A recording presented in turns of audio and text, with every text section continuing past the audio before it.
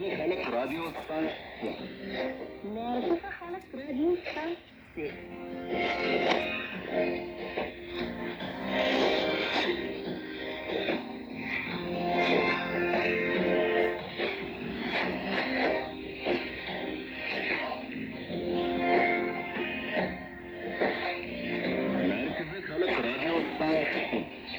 معرفة خلق راديو ستانسي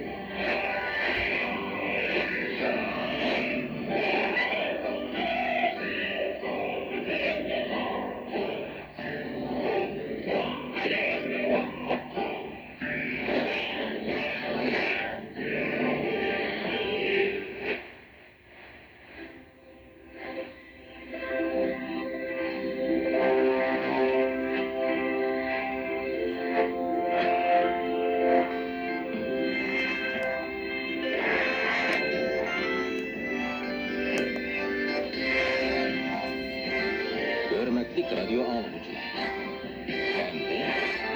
Merkezi Halk Radyo Stansiyasının beytinin berdiğan Uygurca anlatışını başlayınız.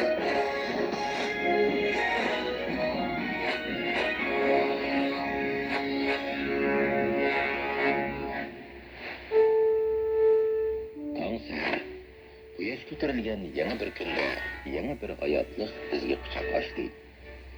Yangicha umid, yangicha orzu, to'lib toshgan ishonch va g'ayrat bilan boshlangan go'zal sahar.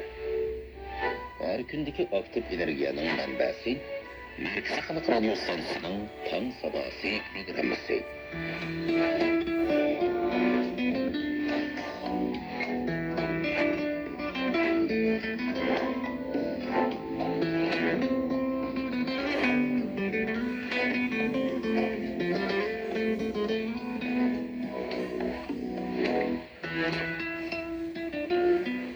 Dostlar, endi Tong sadosi programmamizni boshlaymiz. Men bugungi programmaning riyosatchisi So'mrat Yasin.